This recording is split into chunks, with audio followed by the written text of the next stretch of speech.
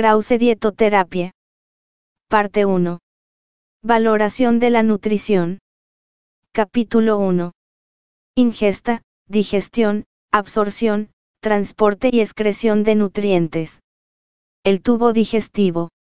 El modelo de 3 pasos de ingesta, digestión y utilización constituye uno de los aspectos primarios de una valoración nutricional completa. Este modelo tiene en cuenta cada una de estas etapas con el objeto de identificar todas las áreas de inadecuación o exceso de existir cualquier motivo por el que una etapa se haya alterado debido a causas físicas, bioquímicas o conductuales ambientales. El nutricionista astuto habrá de seleccionar un diagnóstico nutricional correcto susceptible de intervención. La ingesta y la asimilación de los nutrientes deben traducirse en un nivel deseable de salud nutricional. Por su diseño, el tubo digestivo, TD, está preparado para 1. Digerir proteínas, hidratos de carbono y lípidos de los alimentos y las bebidas ingeridas. 2. Absorber líquidos, micronutrientes y oligoelementos. Y 3. Establecer una barrera física e inmunitaria frente a los microorganismos, la materia exógena, posibles antígenos ingeridos con los alimentos o bien producidos a lo largo del paso del alimento a través del tubo digestivo. Además, el tubo digestivo también participa en muchas otras funciones reguladoras, metabólicas e inmunitarias que afectan a todo el cuerpo. El tubo digestivo humano está adaptado para la digestión y la absorción de los nutrientes procedentes de una gran variedad de alimentos, que incluyen carnes, productos lácteos, frutas, verduras, granos, almidones complejos, azúcares, grasas y aceites. Dependiendo de la naturaleza de la dieta consumida, se digiere y absorbe entre el 90 y el 97% del alimento. La mayor parte del material no absorbido es de origen vegetal. En comparación con los rumiantes y los animales con un ciego muy grande, los seres humanos son mucho menos eficientes en la extracción de la energía de las hierbas, los tallos, las semillas y otros materiales fibrosos porque carecen de las enzimas que hidrolizan los enlaces químicos que unen entre sí las moléculas de azúcares que forman las fibras vegetales, los alimentos fibrosos y todos los hidratos de carbono no digeridos son fermentados en grado variable por las bacterias del colon humano, pero solo entre el 5 y el 10% de la energía que precisan los seres humanos se puede obtener de este proceso. Englist y Englist, 2005. El tubo digestivo se extiende desde la boca hasta el ano e incluye las estructuras orofaríngeas, el esófago, el estómago, el hígado y la vesícula biliar, el páncreas y el intestino delgado y grueso. Constituye uno de los órganos de mayor tamaño del cuerpo, presenta la mayor área superficial, posee la mayor población de células inmunitarias y es uno de los tejidos más activos desde el punto de vista metabólico en el organismo. Fig 1:1. El intestino humano mide aproximadamente 7 metros de longitud y está configurado en un patrón de pliegues, fosas y proyecciones digitiformes denominadas vellosidades. Las vellosidades están tapizadas por células epiteliales y por extensiones cilíndricas aún más pequeñas denominadas microvellosidades. El resultado es un gran aumento del área superficial en comparación con la que cabría esperar en un cilindro hueco y liso. Fig 1:2. Las células que recubren el tubo digestivo tienen una vida de aproximadamente 3 a 5 días, y después se desprenden hacia la luz y son recicladas, sumándose al reservorio de nutrientes disponibles. Estas células son completamente funcionales solamente los últimos 2 a 3 días, a medida que migran desde las criptas hasta el tercio distal de las vellosidades. La salud del cuerpo depende de un tubo digestivo sano y funcional.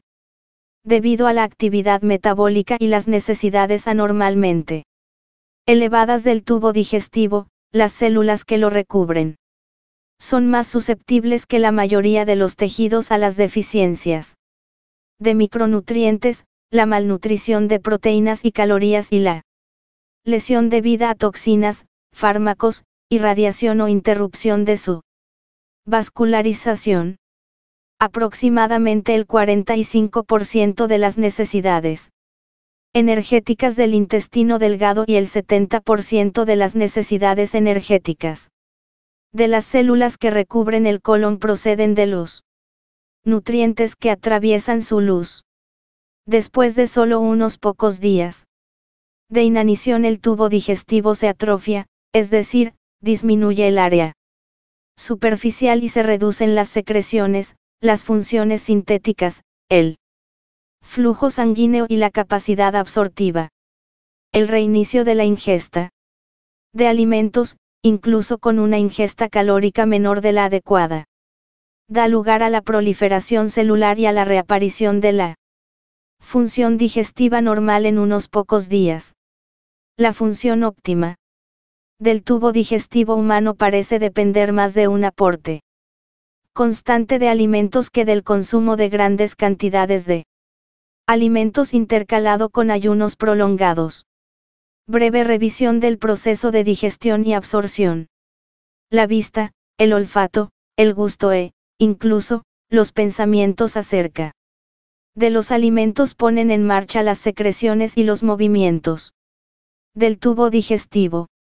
En la boca, la masticación reduce el tamaño de las partículas de alimento, que se mezclan con las secreciones salivales que las preparan para la deglución. Una pequeña cantidad de almidón es degradada por la amilasa salival. Aunque su contribución a la digestión global de los hidratos de carbono es pequeña, el esófago transporta alimentos y líquidos desde la cavidad oral y la faringe hasta el estómago. En el estómago el alimento se mezcla con el líquido ácido y las enzimas proteolíticas y lipolíticas. Se producen pequeñas cantidades de digestión de lípidos, y algunas proteínas cambian de estructura o son digeridas parcialmente para dar péptidos grandes. Soibel. 2005, cuando el alimento alcanza la consistencia y concentración adecuadas, el estómago permite que su contenido pase hacia el intestino delgado, donde se produce la mayor parte de la digestión. El alcohol, la única excepción, se absorbe a través del estómago.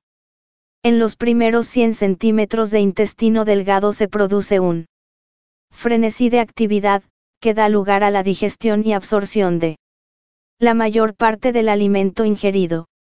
La presencia de alimento estimula la liberación de hormonas, que a su vez estimulan la síntesis y la liberación de potentes enzimas desde el páncreas y el intestino delgado y de bilis desde el hígado y la vesícula biliar. La consecuencia es la reducción de los almidones y las proteínas, hasta hidratos de carbono de menor peso molecular y péptidos de tamaño pequeño a medio. Las grasas de la dieta se reducen desde glóbulos de grasa visibles primero hasta gotitas microscópicas de triglicéridos, y después hasta ácidos grasos libres y monoglicéridos. Las enzimas del borde en cepillo del intestino delgado reducen aún más los hidratos de carbono restantes a monosacáridos y los péptidos a aminoácidos únicos, dipéptidos y tripéptidos. Keller y Laer, 2005. Junto a las secreciones salivales y gástricas, las secreciones del páncreas, el intestino delgado y la vesícula biliar contribuyen con aproximadamente 7 a 9 L de líquido al día, aproximadamente 3 a 4 veces más líquido de lo que se consume normalmente por vía oral. Se reabsorbe todo excepto aproximadamente 100 a 150 mililitros del líquido total que entra en la luz. El movimiento del material ingerido y secretado en el tubo digestivo está regulado principalmente por hormonas peptídicas, nervios y músculos entéricos. A lo largo de la longitud restante del intestino delgado se absorben casi todos los macronutrientes, minerales, vitaminas, oligoelementos y líquido antes de llegar al colon.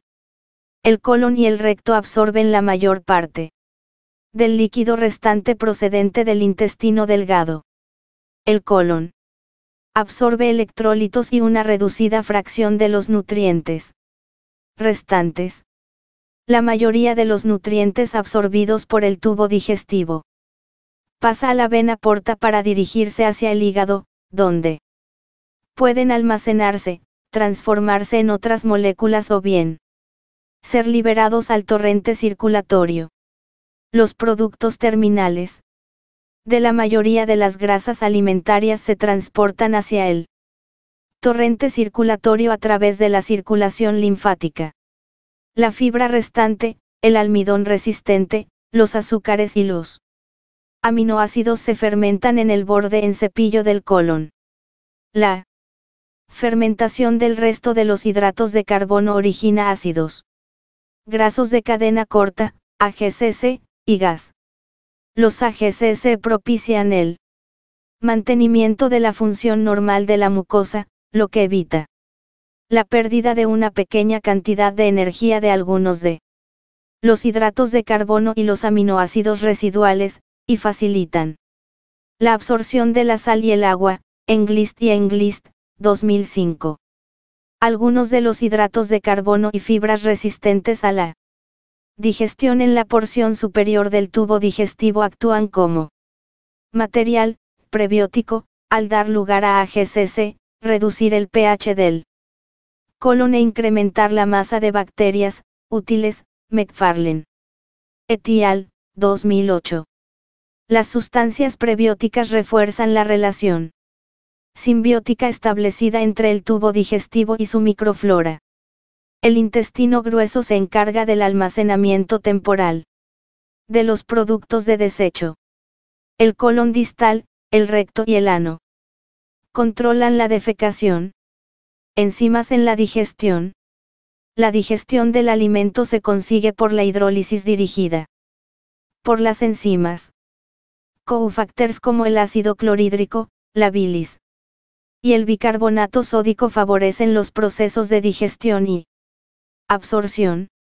Las enzimas digestivas son sintetizadas por células especializadas de la boca, el estómago, el páncreas y el intestino delgado, y son liberadas hacia la luz. Algunas enzimas están localizadas en las membranas lipoproteicas de las células mucosas y se unen a sus sustratos cuando entran en la célula. La tabla 1 a 1 resume las enzimas digestivas y sus funciones en el intestino delgado. En el intestino grueso no se secretan enzimas digestivas adicionales, excepto en el caso de la fibra y de algunos hidratos de carbono. La digestión y la absorción se realizan prácticamente por completo en el intestino delgado. El agua, los monosacáridos, las vitaminas, los minerales y el alcohol se absorben habitualmente en su forma básica, aunque en muchos casos se deben separar de otras moléculas o se deben unir a transportadores antes de ser absorbidos. En su mayor parte los hidratos de carbono, los lípidos y las proteínas deben ser transformados en sus constituyentes sencillos por las enzimas digestivas antes de su absorción. Reguladores de la actividad digestiva, nervios, neurotransmisores y hormonas neuropeptídicas. Mecanismos neurales. El movimiento del tubo digestivo, que incluye la contracción, el mezclado y la propulsión del contenido luminal, es el resultado de la actividad coordinada de los nervios entéricos, los nervios extrínsecos, las células endocrinas y el músculo liso. Los mecanismos neurales incluyen, 1. Un sistema intrínseco formado por 2 capas de nervios incluidas en la pared intestinal, y 2. Un sistema externo de fibras nerviosas que entran y salen de los sistemas nervioso central y autónomo. Los receptores mucosos de la pared intestinal son sensibles a la composición del quimo, una sustancia semilíquida formada por ácidos, ácidos grasos y aminoácidos. Y la distensión luminal, es decir, su represión, y envían impulsos a través de los nervios submucosos y mientéricos. Los neurotransmisores y los neuropéptidos con pesos moleculares pequeños envían señales a los nervios para que contraigan o relajen los músculos, aumenten o reduzcan las secreciones de líquidos o modifiquen el flujo sanguíneo. De esta forma el tubo digestivo regula en gran medida su propia motilidad y actividad secretora. Sin embargo, las señales procedentes del sistema nervioso central pueden superar al sistema entérico y afectar a la función digestiva. Numerosas hormonas, neuropéptidos y neurotransmisores del tubo digestivo no solo afectan a la función del tubo digestivo, sino que también tienen efectos sobre otros nervios y tejidos de muchas partes del cuerpo. Algunos ejemplos de los neurotransmisores liberados por las terminaciones nerviosas entéricas y sus acciones se enumeran en la tabla 1 a 2.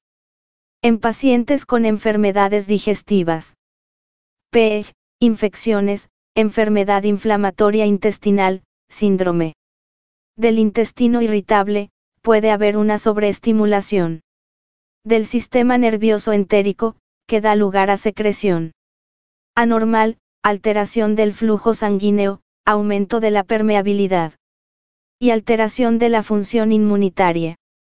La inervación autónoma procede de las fibras simpáticas que acompañan a los vasos sanguíneos y de las fibras parasimpáticas de los nervios vagos y pélvicos. En general, las neuronas simpáticas, que son activadas por el miedo, la ira y el estrés, tienden a retrasar el tránsito del contenido digestivo mediante la inhibición de neuronas que afectan a la contracción muscular y la inhibición de las secreciones. Los nervios parasimpáticos inervan áreas específicas del tubo digestivo. Por ejemplo, la vista o el olfato del alimento estimulan la actividad vagal y la posterior secreción de ácido por las células parietales dispersas en la pared del estómago. El tubo digestivo también envía señales que son percibidas como dolor cólico, dolor brusco, náuseas, urgencia o represión gástrica o vacío gástrico, a través de los nervios vagos y raquídeos. La inflamación, las alteraciones de la motilidad y diversos tipos de lesión intestinal pueden intensificar estas percepciones. Hormonas neuropeptídicas primarias. En la regulación del tubo digestivo participan numerosas hormonas peptídicas de acción local o distal.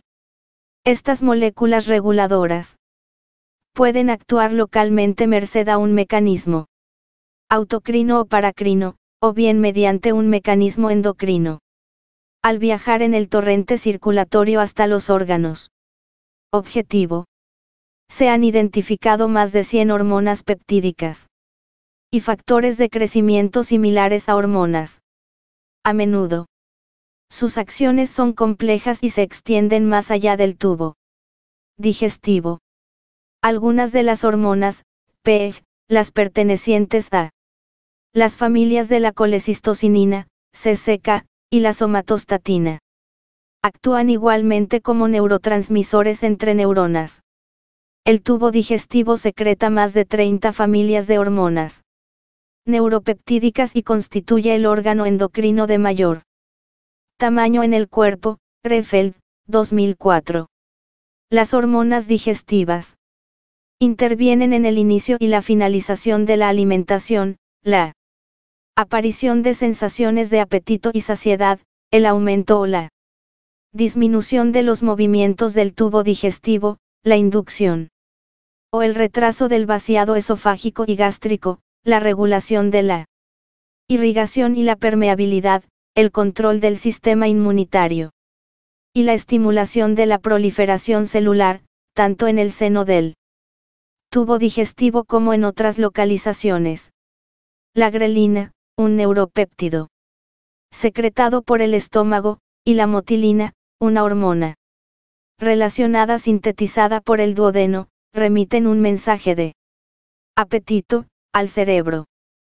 Tras la ingesta de alimentos, las hormonas PYY3A36, CCK, polipéptido 1 similar al glucagón, GLP-1. Oxintomodulina, polipéptido pancreático y polipéptido liberador de gastrina, bombecina, envían señales que reducen la sensación de apetito y potencian la sensación de saciedad, Stanley et al. 2005. Algunas de las hormonas digestivas, como las que inciden en la sensación de saciedad, también tienden a ralentizar el vaciado gástrico y reducir las secreciones, somatostatina. Otras hormonas digestivas, motilina, potencian la motilidad.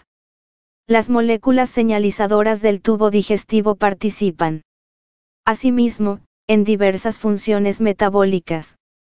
Los neuropéptidos. Polipéptido insulinotrópico dependiente de glucosa, GIP. Y GLP-1 se denominan hormonas incretinas, debido a que ayudan a reducir la glucemia al propiciar la secreción de insulina, reducir el vaciado gástrico y potenciar la sensación de saciedad. Algunas de estas hormonas neuropeptídicas y sus análogas se utilizan en el tratamiento de la obesidad, la enfermedad intestinal inflamatoria, la diarrea, la diabetes, los tumores gastrointestinales y otros trastornos. Esta área de investigación reviste una enorme importancia.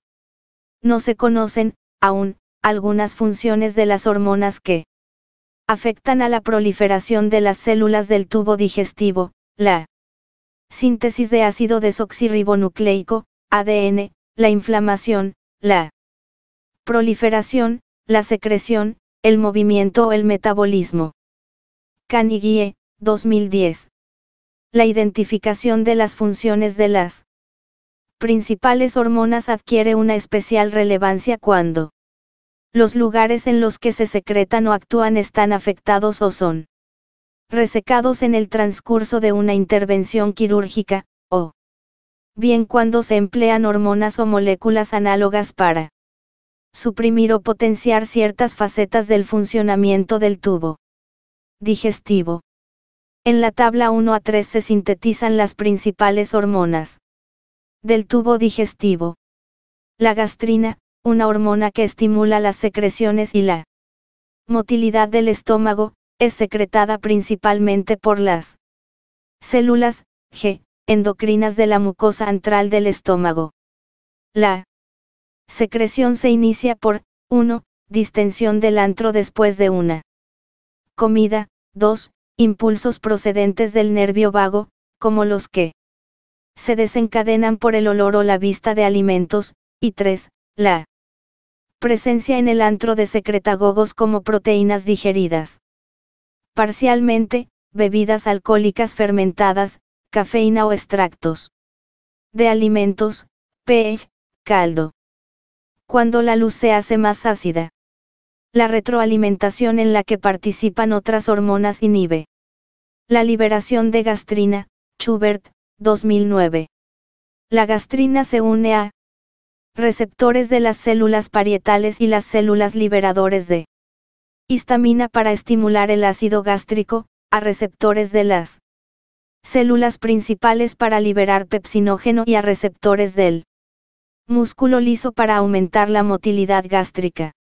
La secretina, que es la primera hormona que se nombró, es liberada por las células S de la pared del intestino delgado al ácido gástrico y a los productos finales de la digestión en el duodeno, estimula al páncreas para que secrete agua y bicarbonato hacia el duodeno e inhibe la secreción gástrica de ácido y el vaciado gástrico, se opone a la gastrina.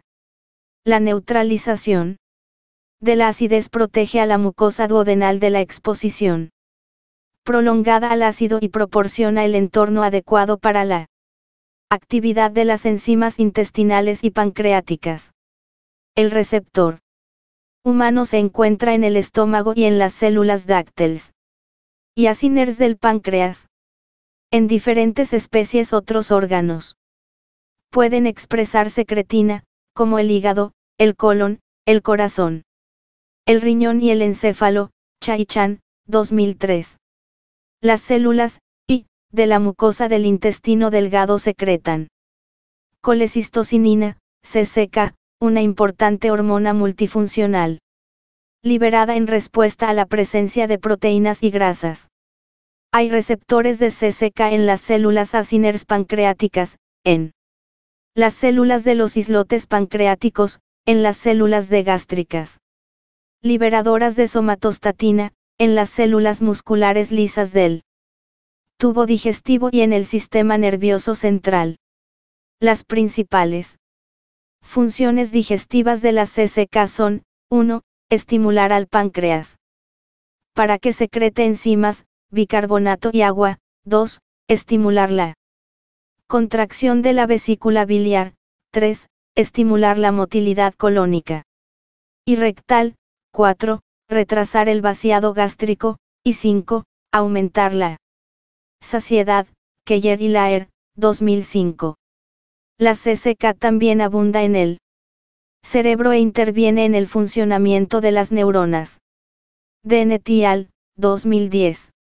El GLP-1 y GIP, liberados por la mucosa intestinal en presencia de comidas ricas en glucosa y grasa, estimulan la síntesis y la liberación de insulina. El GLP-1 también reduce la secreción de glucagón, retrasa el vaciado gástrico y puede ayudar a favorecer la saciedad. El GLP-1 y el GIP son ejemplos de hormonas incretinas, que contribuyen a evitar que la glucosa sanguínea aumente excesivamente después de una comida. Nauk. 2009, esto puede explicar por qué una carga de glucosa recibida por vía enteral produce menos aumento de la glucosa sanguínea que la misma cantidad de glucosa administrada por vía intravenosa. Las células endocrinas de la mucosa duodenal secretan motilina durante el ayuno para estimular el vaciado gástrico y la motilidad intestinal. La eritromicina, un antibiótico, se une a los receptores de la motilina, por ello, se han empleado análogos de la eritromicina y la motilina en el tratamiento del vaciado gástrico retardado. Desmet et al., 2009. La somatostatina, liberada por las células de del antro y del píloro, es una hormona con acciones de gran alcance. Sus funciones generales parecen ser inhibidoras y antisecretoras. Reduce la motilidad del estómago y del intestino e inhibe o regula la liberación de varias hormonas digestivas.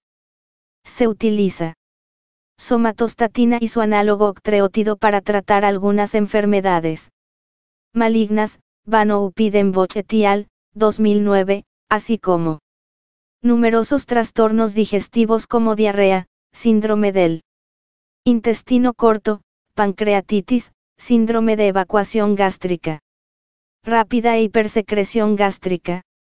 Digestión en la boca. En la boca los dientes muelen y trituran el alimento para convertirlo en partículas pequeñas.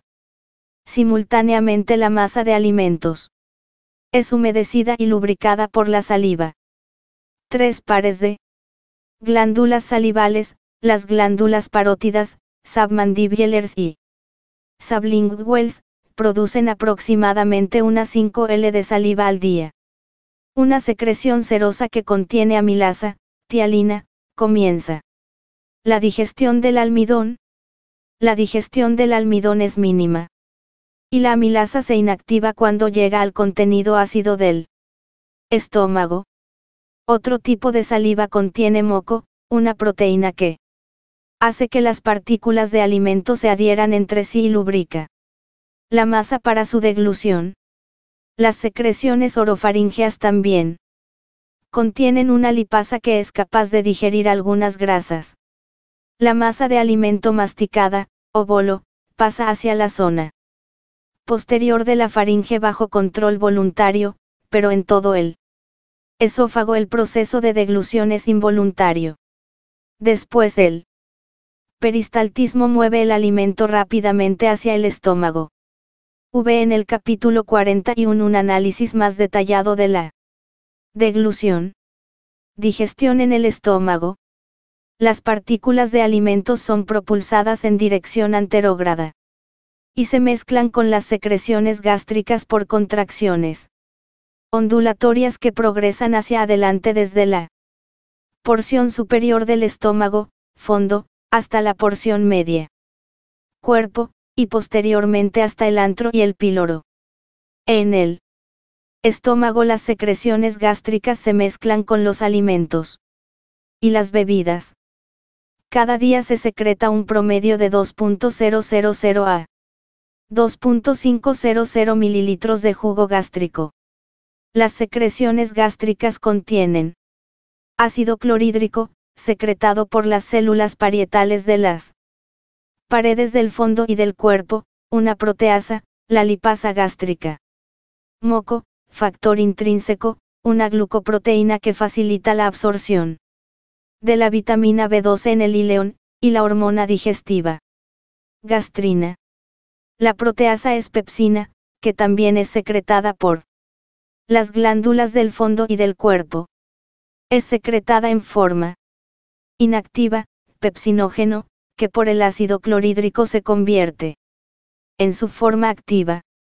La pepsina es activa solo en el entorno ácido del estómago y actúa principalmente modificando la forma y el tamaño de algunas de las proteínas de una comida normal. Una lipasa estable en medio ácido es secretada hacia el estómago por las células principales. Aunque esta lipasa es mucho menos activa que la lipasa pancreática, contribuye al procesado global de los triglicéridos de la dieta. La lipasa gástrica es más específica de los triglicéridos formados por ácidos grasos de cadena media y corta, aunque la dieta normal contiene pocas de estas grasas. Las lipasas secretadas en las porciones superiores del tubo digestivo pueden tener una función relativamente importante en la dieta líquida de los lactantes. Pero cuando se produce insuficiencia pancreática se hace evidente que las lipasas lingual y gástrica no son suficientes para prevenir la hipoabsorción de lípidos, Keller y Laer, 2005.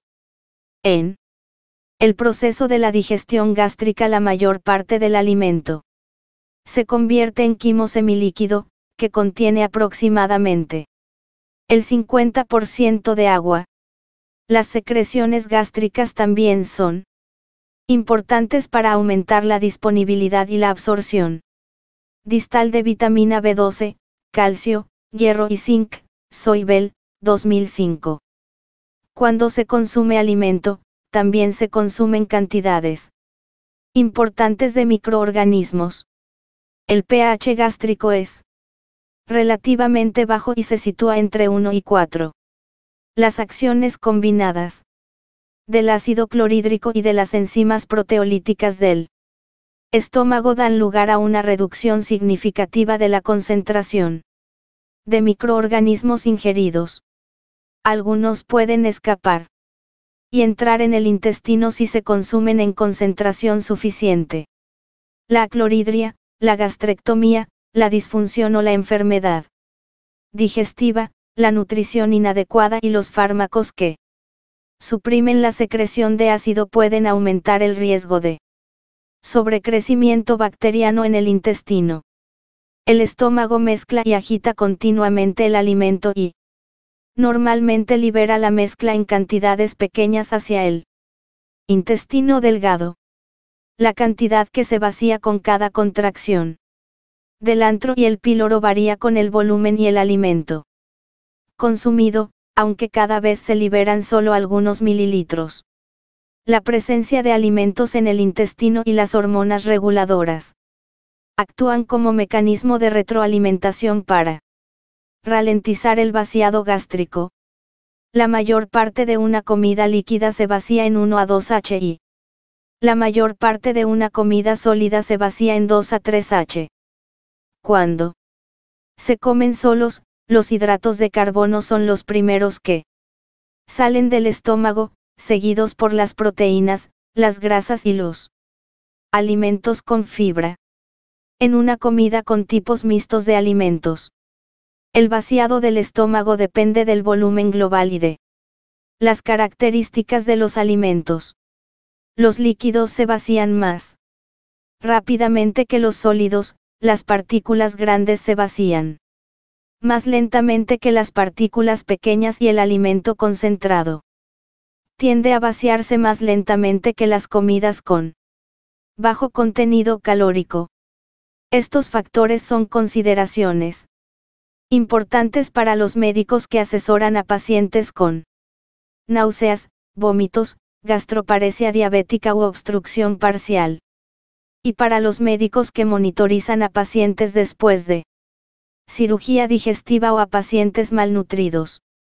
El esfínter esofágico inferior, que está encima de la entrada al estómago, impide el reflujo del contenido gástrico hacia el esófago, y el esfínter pilórico de la porción distal del estómago ayuda a regular la salida del contenido gástrico e impide el flujo retrógrado del quimo desde el duodeno hacia el estómago.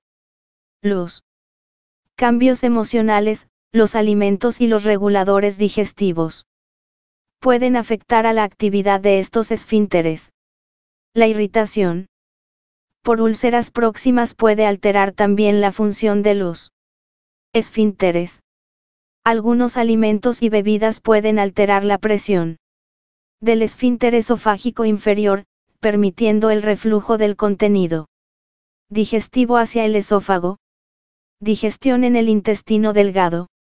El intestino delgado es el principal punto de digestión de los alimentos y los nutrientes. El intestino delgado se divide en duodeno, yeyuno e ileón, v-fig 1 a 2.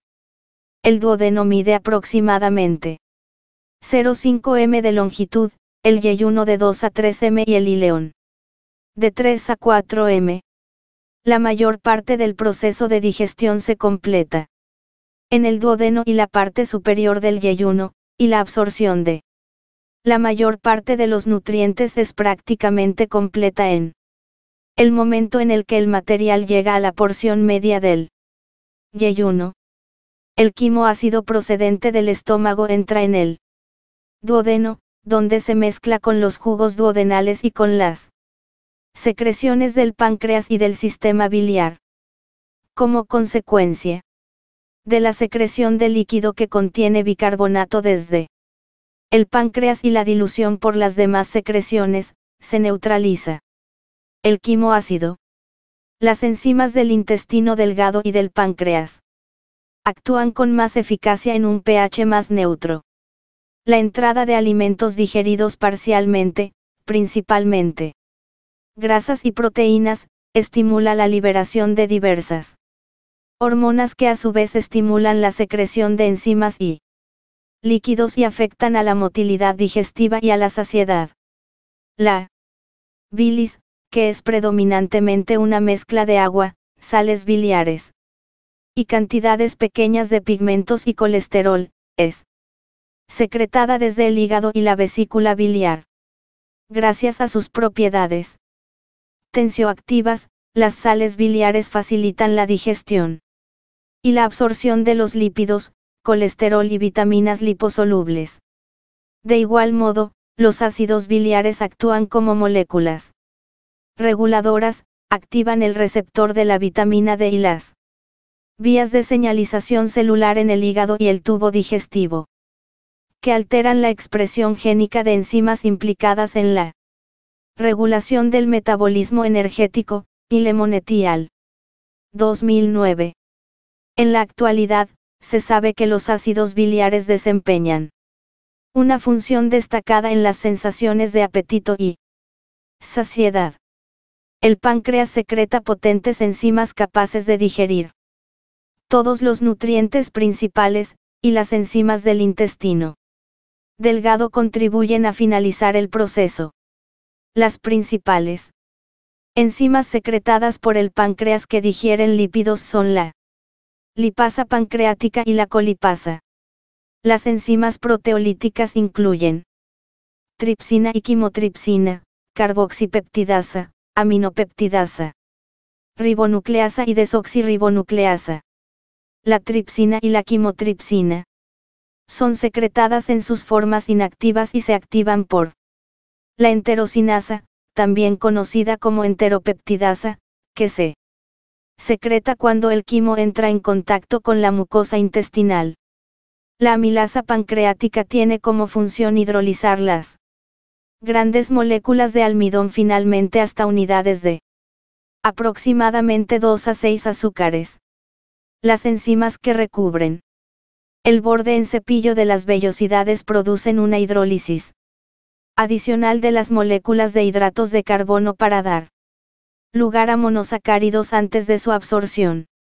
Una cantidad variable de almidones resistentes y la mayor parte de la fibra de la dieta ingerida escapan a la digestión en el intestino delgado y pueden contribuir al material fibroso disponible para la fermentación por los microorganismos colónicos, Englist y Englist, 2005. El contenido intestinal avanza por el intestino delgado a una velocidad de 1 centímetros diagonal minutos, y tarda de 3 a 8 h en recorrer todo el intestino delgado hasta la válvula ileocecal, mientras que a lo largo del trayecto los sustratos restantes siguen siendo digeridos y absorbidos. La válvula ileocecal, como la válvula pilórica, sirve para limitar el paso de material intestinal en ambos sentidos. Entre el intestino delgado y el colon. Una válvula ileocecal lesionada o no funcional permite la entrada de cantidades significativas de líquido y sustratos hacia el colon y aumenta la probabilidad de sobrecrecimiento bacteriano en el intestino delgado. El intestino delgado, lugar principal de absorción de nutrientes. Estructura y función. El principal órgano de la absorción de nutrientes y de agua es el intestino delgado, que se caracteriza por su gran área de absorción. El área superficial se puede atribuir a su gran longitud, así como a la organización del revestimiento mucoso. El intestino delgado tiene pliegues característicos en su superficie, denominados válvulas conniventes. Estas circunvoluciones están recubiertas por proyecciones digitiformes denominadas vellosidades. Fig 1 a 3, que a su vez están recubiertas por microvellosidades. O el borde en cepillo. La combinación de pliegues, proyecciones vellosas y borde microvelloso da lugar a una enorme superficie de absorción de aproximadamente 200 a 300 m2. Las vellosidades descansan sobre una estructura de soporte denominada lámina propia. Dentro de la lámina propia, que está formada por tejido conjuntivo, la sangre y los vasos linfáticos reciben los productos de la digestión.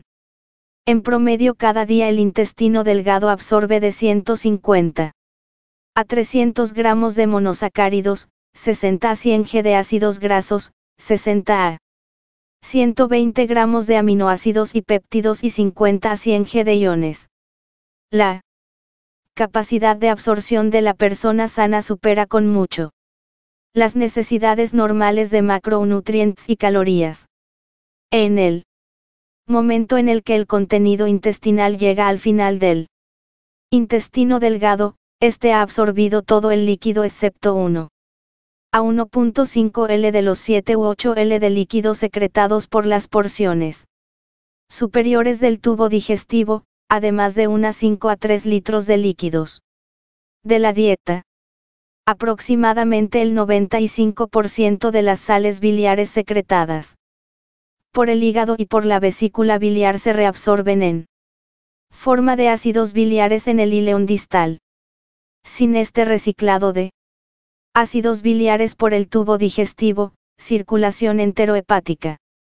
La síntesis de nuevo de ácidos biliares por parte del hígado no seguiría el ritmo de las necesidades para una digestión adecuada de los lípidos. La insuficiencia de sales biliares se hace clínicamente importante en pacientes sometidos a resección del intestino delgado distal o que tienen enfermedades que afectan al intestino delgado, como la enfermedad de Crohn, la enteritis por radiación y la fibrosis quística. El ileón distal también es el punto de absorción de la vitamina B12, con el factor intrínseco. La emulsificación de las grasas en el intestino delgado es seguida por su digestión, principalmente por la lipasa pancreática, para dar ácidos grasos libres y monoglicéridos. La lipasa pancreática típicamente escinde el primer y el tercer ácido graso, dejando uno unido al carbono medio del glicerol. Cuando la concentración de sales biliares alcanza un nivel determinado, se forman micelas, pequeños agregados de ácidos grasos, monoglicéridos, colesterol, sales biliares y otros lípidos, en las que los extremos polares de las moléculas se orientan hacia la luz acuosa del intestino. Los productos de la digestión lipídica se solubilizan con rapidez en la porción central de las micelas, en las que se transportan hacia el borde en cepillo del intestino, Fig 1-4. Los lípidos se desprenden de las micelas en la superficie de la capa de agua estática, cae, la placa acuosa ligeramente ácida, que separa la luz intestinal y las membranas del borde en cepillo. Los restos de las micelas regresan a la luz para su transporte ulterior. En consecuencia, los monoglicéridos y los ácidos grasos han de seguir su trayectoria a través de la cae lipófoba hacia las membranas celulares de naturaleza más lipófila del borde en cepillo. Los lípidos se captan y transportan en el retículo endoplásmico y el aparato de Golgi, en el que los ácidos grasos sufren, de nuevo, reacciones de esterificación para generar triglicéridos. Estas moléculas se empaquetan, junto con otros lípidos, en kilomicrones, que pasan a la circulación linfática. Un sistema de transporte proteico específico para el colesterol, pero no otros esteroles, facilita su absorción. Whitey al. 2008, Lammert and One, 2005. Mecanismos de absorción y transporte. La absorción combina el proceso intrincado de transporte activo con el proceso sencillo de difusión pasiva. En la absorción, los nutrientes atraviesan las células de la mucosa intestinal, enterocitos o colonocitos, y se dirigen hacia la circulación linfática o, por el sistema venoso, hacia el hígado. La difusión supone el movimiento aleatorio a través de aberturas de las membranas de las paredes de las células mucosas o entre las mismas utilizando proteínas de canales, difusión pasiva, o proteínas transportadoras en la difusión facilitada, Fig 1-5. El transporte activo supone la aportación de energía para desplazar los iones y otras sustancias, en combinación con una proteína transportadora, a través de una membrana. Contra un gradiente de energía. Algunos nutrientes pueden compartir el mismo transportador y, por tanto, compiten por su absorción. Los sistemas de transporte también se pueden saturar, retrasando la absorción del nutriente. Un ejemplo notable de un transportador de este tipo es el factor intrínseco, que es responsable de la absorción de la vitamina B12. VCAPS 3 y 33. Algunas moléculas se desplazan desde la luz intestinal hacia las células mucosas por medio de bombas, que precisan un transportador y energía procedente del trifosfato de adenosina. La absorción de la glucosa, el sodio, la galactosa, el potasio, el magnesio, el fosfato, el yoduro, el calcio, el hierro y los aminoácidos. Se produce de esta forma. Se ha descrito la pinocitosis como la absorción, o englobamiento, de una gota pequeña de contenido intestinal por parte de la membrana de la célula epitelial. La pinocitosis permite que se absorban partículas grandes, como proteínas enteras, en cantidades pequeñas. El paso de proteínas extrañas del tubo digestivo al torrente sanguíneo, donde pueden originar reacciones alérgicas, podría deberse a la pinocitosis. Es probable que las inmunoglobulinas de la leche materna se absorban mediante pinocitosis. El intestino grueso. El intestino grueso mide aproximadamente unas 5 m de longitud y está formado por el ciego, el colon y el recto. El moco, secretado por la mucosa del intestino grueso, protege a la pared intestinal de la escoriación y la actividad bacteriana y proporciona el medio para la aglutinación de las heces. Los iones de bicarbonato que se secretan intercambiándolos por los iones de cloruro absorbidos contribuyen a neutralizar los productos finales ácidos que produce la acción bacteriana. Diariamente se ingieren alrededor de 2 litros de líquido en los alimentos y las bebidas, y se secretan entre 7 y 9 litros de líquido en el tubo digestivo. En circunstancias normales, el intestino delgado absorbe la mayoría de este líquido y aproximadamente 1 a unas 5 L pasan al intestino grueso. Solamente unos 100 mililitros se excretan con las heces.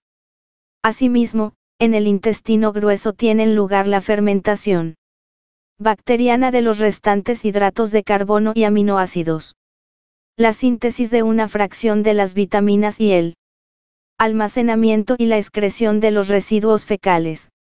Los contenidos colónicos avanzan con lentitud a una velocidad de 5 centímetros diagonal h, y algunos nutrientes residuales pueden ser absorbidos.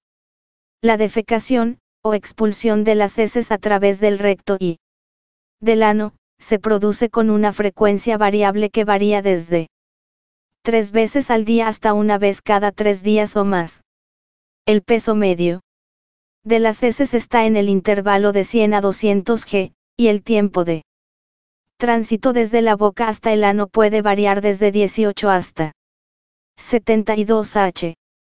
Las heces generalmente están formadas por un 75% de agua y un 25% de sólidos, aunque las proporciones son muy variables. Aproximadamente 2/3 del contenido del peso húmedo de las heces son bacterias, y el resto procede de las secreciones digestivas, el moco, las células desprendidas y alimentos no digeridos. Una dieta rica en frutas, verduras, legumbres y granos enteros típicamente hace que el tiempo de tránsito digestivo total sea menor, que la defecación sea más frecuente y que las heces tengan mayor volumen y sean más blandas. Acción bacteriana. La microflora intestinal forma una comunidad compleja que se estima que incluye miles de especies de microorganismos. Frank y Pace, 2008. En el momento del nacimiento el tubo digestivo es esencialmente estéril, aunque pronto tiene lugar la acumulación de diversos microorganismos. Los gérmenes del género Lactobacillus son el principal componente de la flora del tubo digestivo hasta que un lactante comienza a comer alimentos sólidos. Después Escherichia coli se hace predominante en el ileón distal, y la principal flora colónica está formada por anaerobios. de los cuales los más frecuentes son las especies del género Bacteroides. También hay lactobacilos en las heces de la mayoría de las personas que consumen una dieta mixta habitual.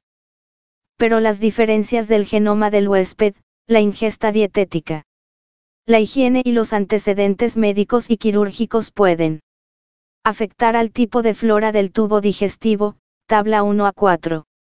Normalmente queda en el estómago o en el intestino delgado una cantidad relativamente escasa de bacterias después de las comidas porque las acciones del ácido clorhídrico, la pepsina y la bilis actúan como agente germicida.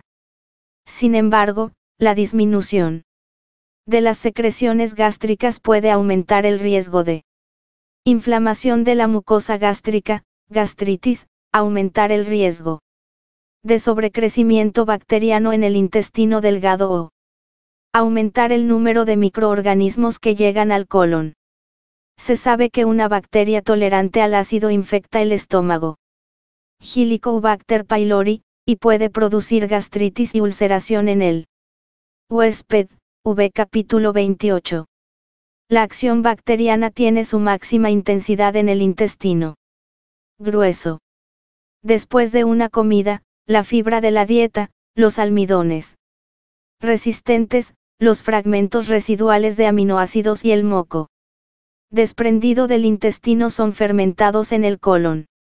Las bacterias colónicas contribuyen a la formación de gases, pH, hidrógeno, dióxido de carbono, nitrógeno y, en algunas personas, metano, y AGCC, pH, ácidos acético, propiónico, butírico y, a veces, láctico.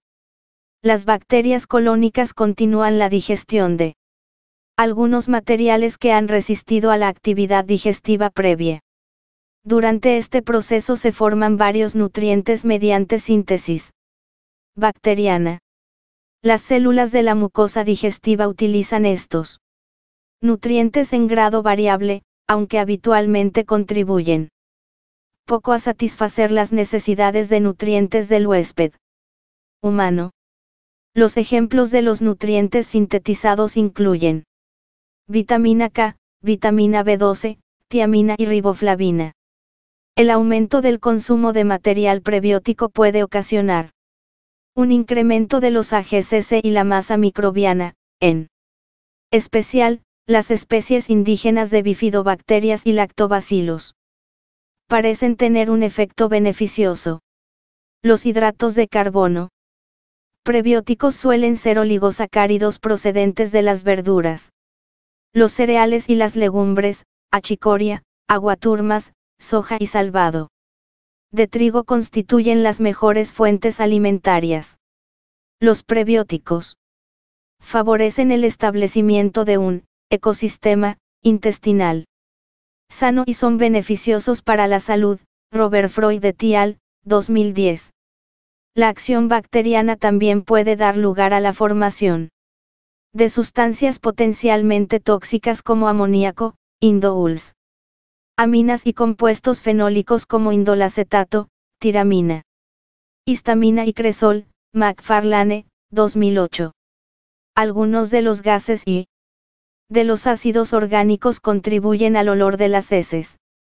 Las interacciones entre los sistemas inmunitarios innato y adquirido se modifican en función del trasfondo genético y la exposición a multitud de sustancias ambientales a lo largo de la vida. La desnutrición, la exposición a moléculas tóxicas y las enfermedades pueden alterar las relaciones establecidas entre los componentes físicos e inmunitarios del tubo digestivo y el amplísimo abanico de sustancias que residen en su luz o pasan a través de ella, Twigley, 2010. Por consiguiente, los elementos inmunitarios del tubo digestivo de cada individuo han de enfrentarse a una tarea formidable. Estos componentes deben 1. Desplegar un ataque y, posteriormente, desactivarlo frente a los patógenos invasores transitorios que logran acceder al tubo digestivo. 2. evitar la aparición de respuestas alérgicas locales y sistémicas frente a los componentes antigénicos de los péptidos. Y 3. Tolerar los miles de especies de bacterias, normales, diferentes, que colonizan el tubo digestivo, así como sus secreciones y los productos de su degradación en componentes de la pared celular, fragmentos de ADN y péptidos. La alteración del débil estado de armonía entre el tubo digestivo y los contenidos de su luz puede reagudizar algunos trastornos. O, incluso, originar ciertas enfermedades. Es posible que exista una relación entre las interacciones entre el sistema inmunitario del anfitrión, el genoma del anfitrión, la alimentación y la microflora gastrointestinal con varias infecciones y enfermedades intestinales inflamatorias, alergias, trastornos inmunitarios, metabolopatías y neoplasias malignas, OKF, 2008. Tappenden y Deutsch, 2007. Además de la utilización de antibióticos y fármacos antiinflamatorios o inmunosupresores como tratamiento de estas entidades, comienza a prestarse atención al potencial terapéutico de los productos probióticos, prebióticos y simbióticos. Los probióticos son alimentos o concentrados de organismos vivos que favorecen el mantenimiento de una microflora sana e inhiben la proliferación de microorganismos patógenos. Los datos relativos a su función en la profilaxis y el tratamiento de diversos trastornos gastrointestinales y sistémicos se han ampliado considerablemente, Snelling, 2005. Los prebióticos son componentes oligosacáricos de la dieta. PEG, fructuligosacáridos, inulina, que constituyen los sustratos energéticos preferidos de los microorganismos amistosos en el tubo digestivo. Cuando las bacterias del ileón distal y el recto fermentan los prebióticos, otras fuentes de fibra alimentaria soluble y otros hidratos de carbono resistentes a la digestión generan AGCC, que actúan como combustible para las células que tapizan el tubo digestivo. Los AGCC intervienen, asimismo, como agentes reguladores de varias funciones gastrointestinales y del organismo anfitrión, Robert Freud et al., 2010. Los simbióticos constituyen una combinación de probióticos y prebióticos. Los simbióticos son fructanos similares a la inulina y de cadena larga, en lugar de derivados de cadena corta. Estos fructanos, procedentes de la raíz de achicoria, son ingredientes prebióticos de los alimentos que se fermentan para producir ácido láctico y AGCC en la luz intestinal. Los simbióticos pueden ser beneficiosos en la profilaxis inicial o el tratamiento de las enfermedades alérgicas, Van de Poel et al., 2011. Rescate por el colon de las fuentes de energía no absorbidas y de los AGCC. Normalmente, después de salir del intestino delgado quedan en el quimo cantidades variables de algunos hidratos de carbono de bajo peso molecular y aminoácidos. La acumulación de estas moléculas pequeñas se podría hacer importante desde el punto de vista osmótico si no fuera por la acción de las bacterias del colon. La eliminación de los sustratos residuales mediante la síntesis de AGCC se denomina rescate colónico, Fig 1a6.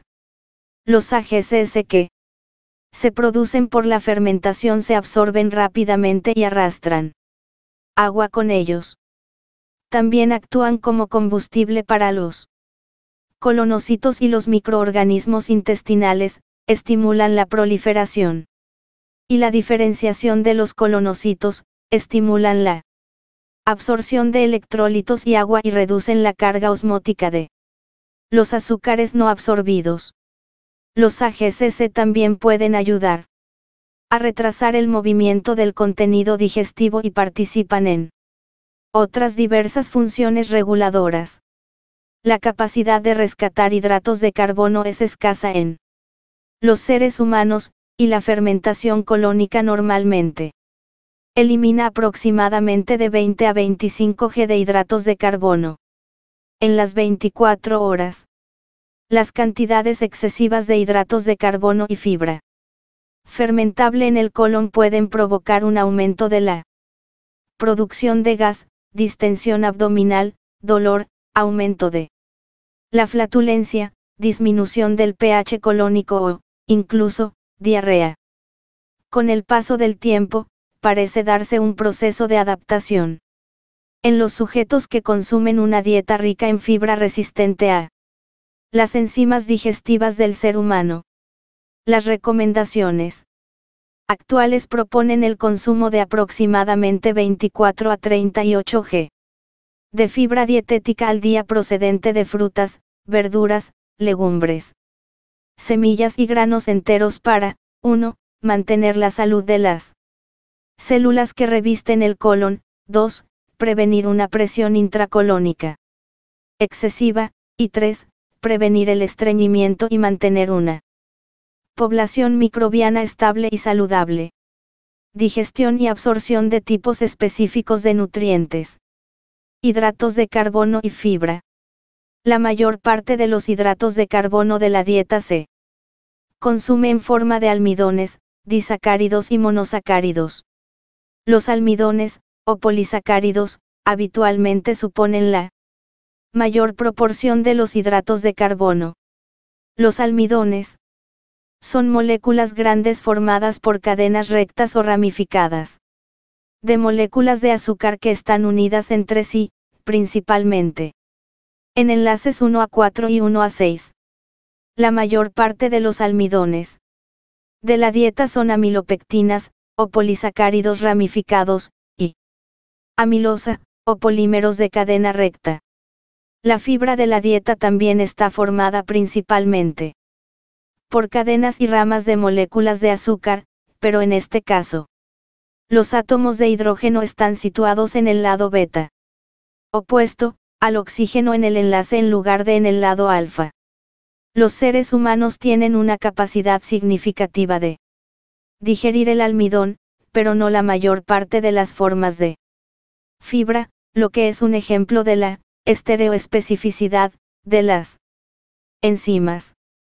En la boca, la enzima amilasa salival, tialina, que actúa a pH neutro o ligeramente alcalino, comienza la acción digestiva, hidrolizando una pequeña cantidad de las moléculas de almidón para obtener fragmentos más pequeños, Fig 1 a 7.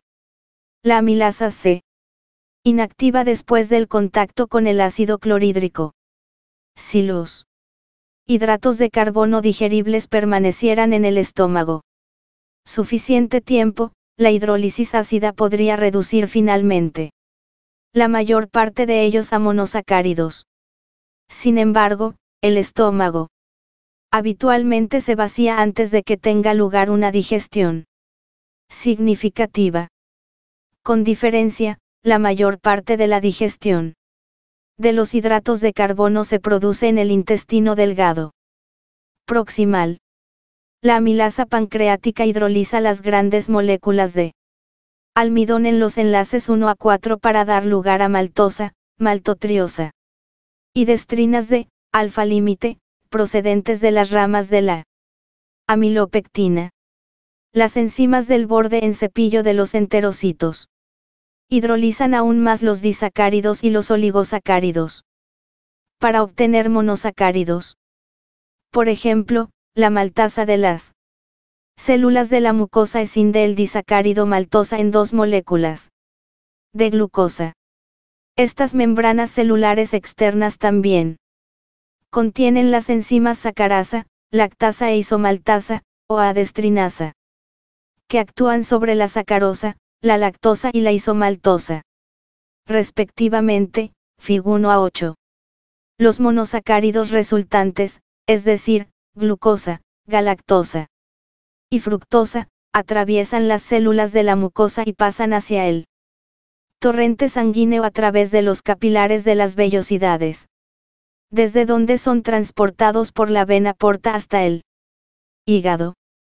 A concentraciones bajas, la glucosa y la galactosa se absorben mediante transporte activo, principalmente por un transportador dependiente de sodio, el cotransportador de glucosa, galactosa, SGLT1. A mayores concentraciones luminales de glucosa, GLUT2 se convierte en el principal transportador facilitador hacia el interior de la célula intestinal. La fructosa se absorbe más lentamente y utiliza GLUT5 y el transportador facilitador desde la luz. Se utiliza GLUT2 para transportar tanto glucosa como fructosa a través de las membranas de las células intestinales hacia la sangre, Kellett Brot-Laroche, 2005.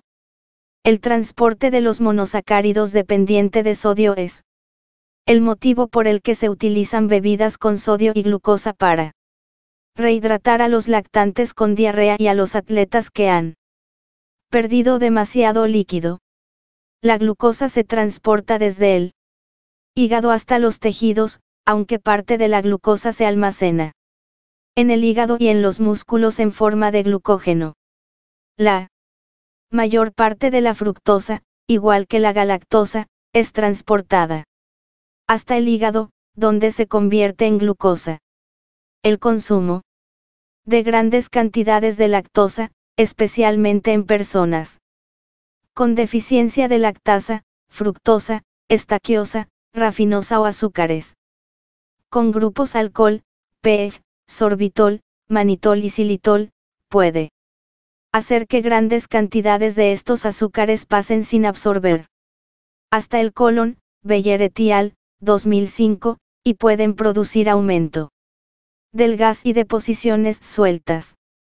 La fructosa se encuentra de forma natural en muchas frutas, PEG, en el sirope de maíz con elevado contenido en fructosa y sacarosa, pero es probable que produzca síntomas solo si se consume como único monosacárido o si el alimento tiene abundancia de fructosa en comparación con la glucosa, como ocurre con el zumo de manzana.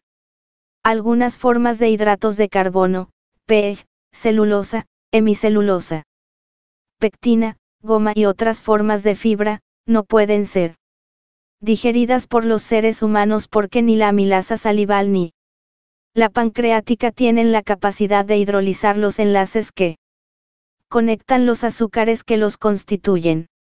Estos hidratos de carbono pasan al colon relativamente sin modificar, y son fermentados parcialmente por las bacterias del colon. Sin embargo, al contrario que los seres humanos, las vacas y otros rumiantes pueden sobrevivir con alimentos con elevado contenido en fibra, debido a la digestión bacteriana de estos hidratos de carbono, que tiene lugar en el rumen. Los seres humanos también digieren o absorben peor otros almidones o azúcares, por tanto, su consumo puede dar lugar a la presencia de cantidades significativas de almidón y azúcar en el colon. Los almidones resistentes y algunos tipos de fibra de la dieta fermentan para dar AGCC y gases. Los almidones resistentes a la digestión tienden a encontrarse en alimentos vegetales con un elevado contenido en proteínas y en fibra, como legumbres y granos enteros. Una forma de fibra de la dieta, la lignina, está formada por unidades de ciclopentano y no es soluble ni fermenta con facilidad. Proteínas. La ingesta de proteínas en el mundo occidental varía desde aproximadamente 50 a 100 g al día, y una buena cantidad de las proteínas consumidas es de origen animal. Se añaden proteínas adicionales a lo largo de todo el tubo digestivo por las secreciones digestivas y las células desprendidas de los tejidos digestivos. El tubo digestivo es uno de los tejidos sintéticos más activos del cuerpo, y la vida de los enterocitos que migran desde las criptas De las vellosidades hasta que se desprenden es de solo 3 a 4 días. El número de células que se desprenden cada día está en el intervalo de 10 a 20 mil millones de células. Este último fenómeno es responsable de una cantidad adicional de 50 a 60 g de proteínas que son digeridas y recicladas, y contribuyen al aporte diario. En general, las proteínas animales se digieren con mayor eficiencia que las proteínas vegetales, aunque la fisiología del tubo digestivo humano permite una digestión y absorción muy eficaces de grandes cantidades de fuentes proteicas ingeridas. La digestión de las proteínas comienza en el estómago, donde algunas de las proteínas son hidrolizadas para dar proteosas, peptonas y polipéptidos grandes.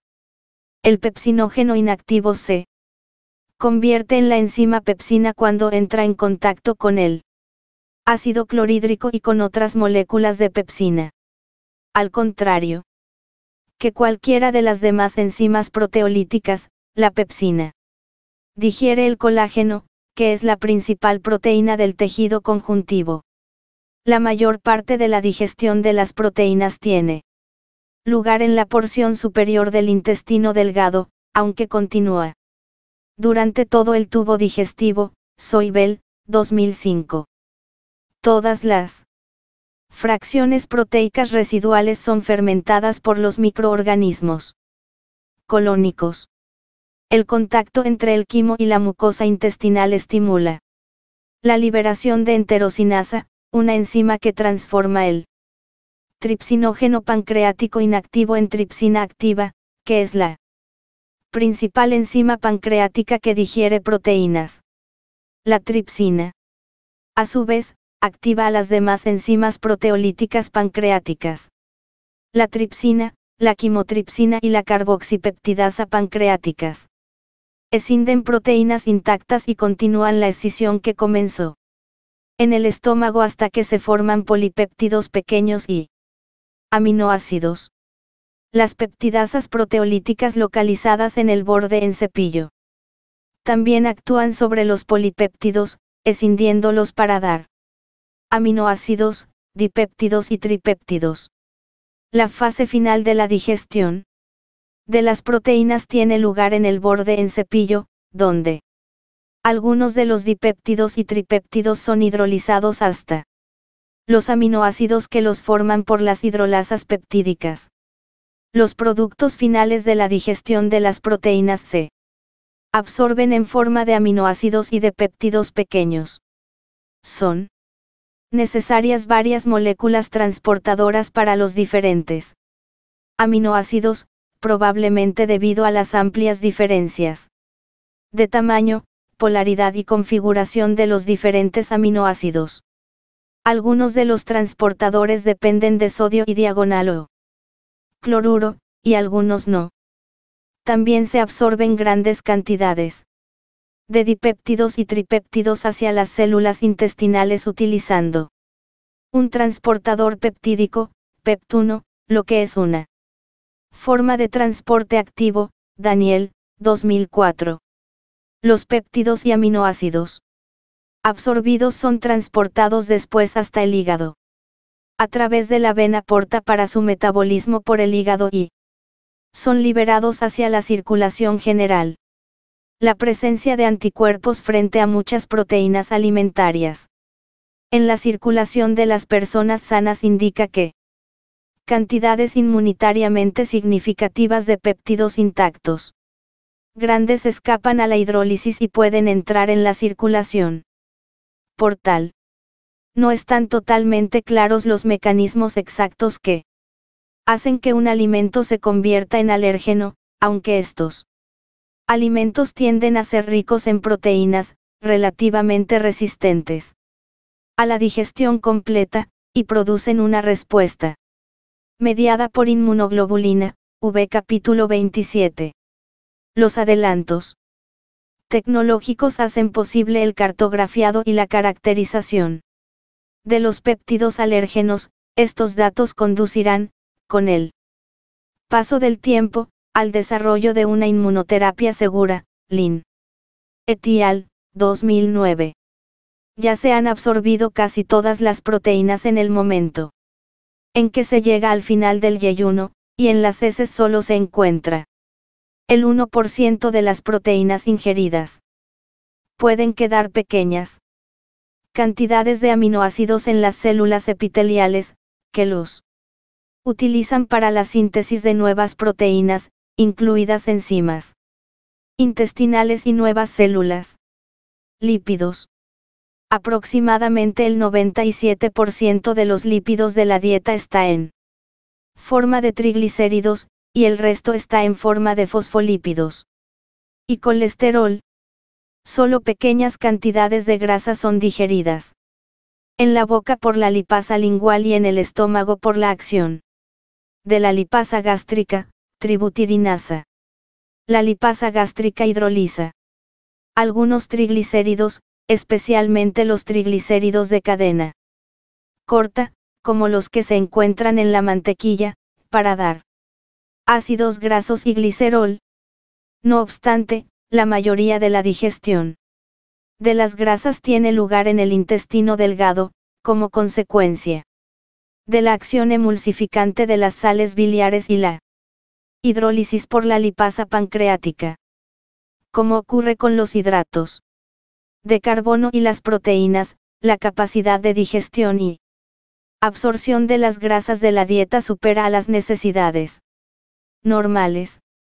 La entrada de grasas y proteínas en el intestino delgado estimula la liberación de CCK y enterogastrona, que inhiben las secreciones y la motilidad del estómago, retrasando de esta forma la liberación de los lípidos. En consecuencia, una porción de una comida copiosa y rica en grasas puede permanecer en el estómago durante las 4 horas o más.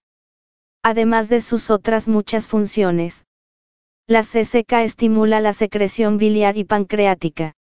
La combinación de la acción peristáltica del intestino delgado y de la acción tensioactiva y emulsionante de la bilis reduce los glóbulos de grasa hasta gotitas pequeñas, lo que hace que sean más accesibles a la digestión por la enzima más potente que digiere los lípidos, la lipasa pancreática, Keller y Laer, 2005.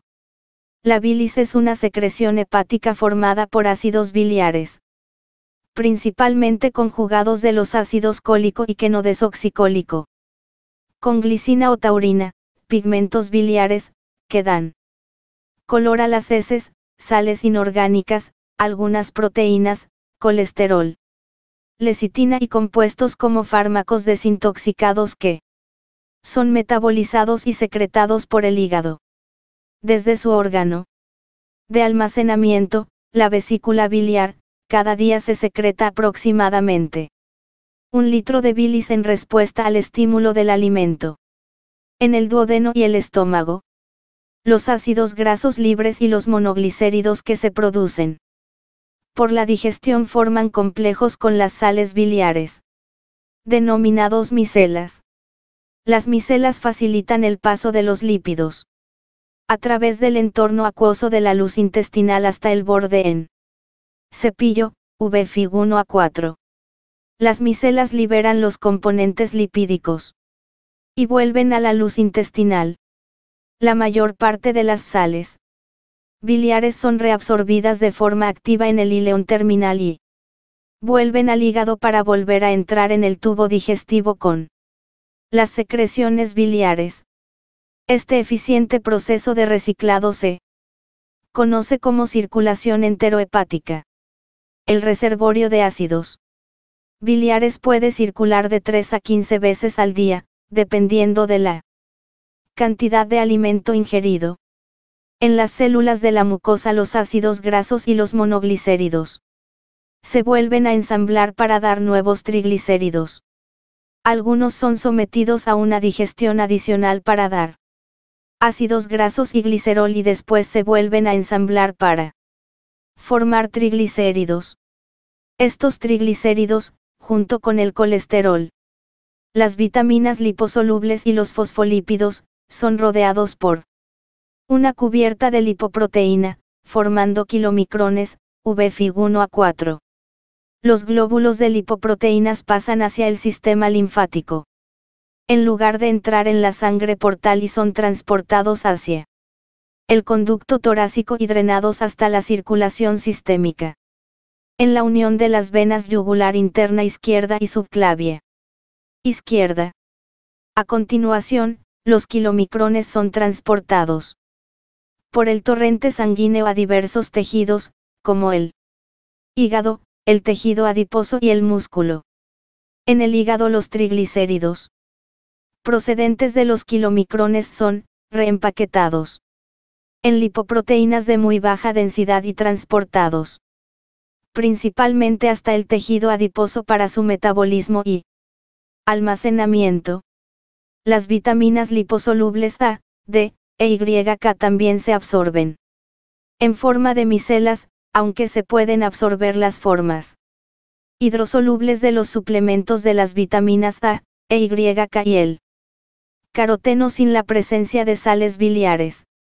En condiciones normales aproximadamente del 95 al 97% de la grasa ingerida se absorbe hacia los vasos linfáticos.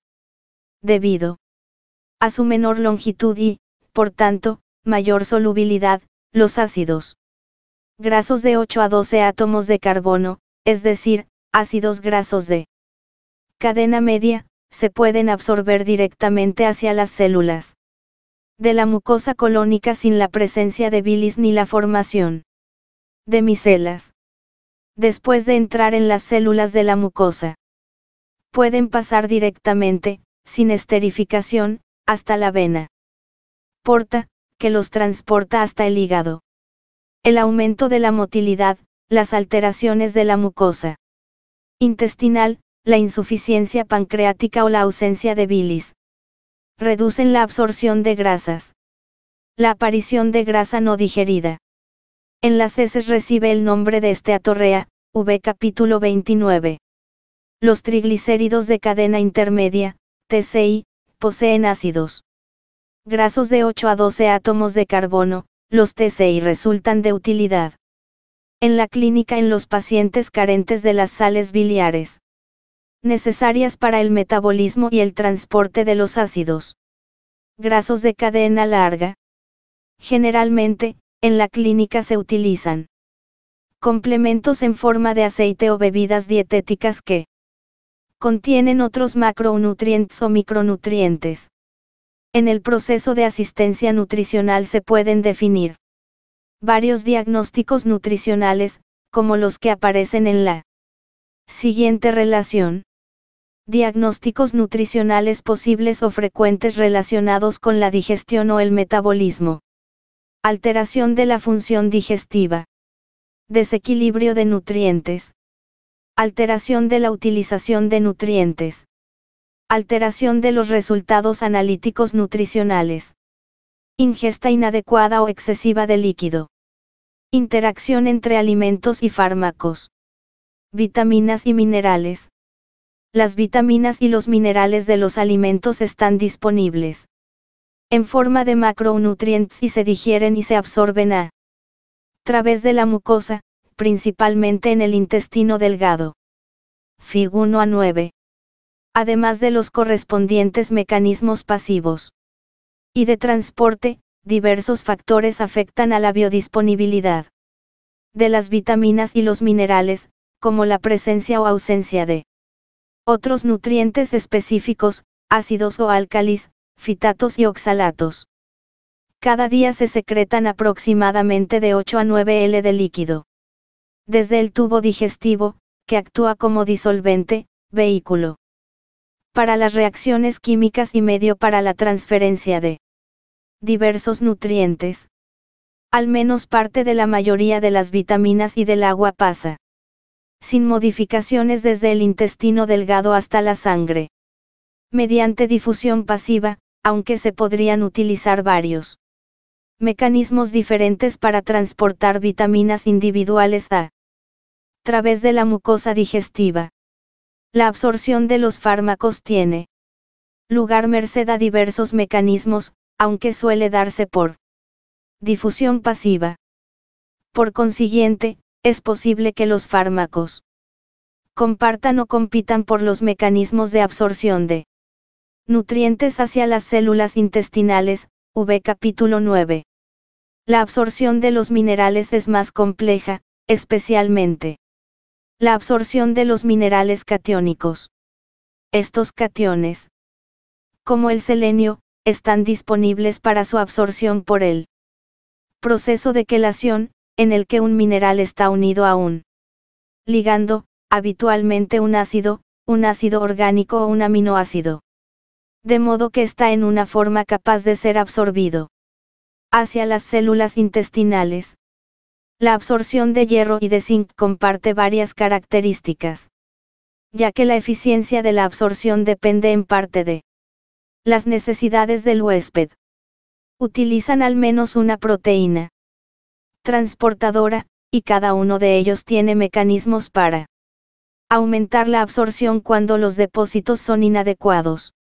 Los fitatos y los oxalatos de origen vegetal trastocan la absorción del hierro y el zinc, por lo que su absorción se optimiza al consumir fuentes de origen animal.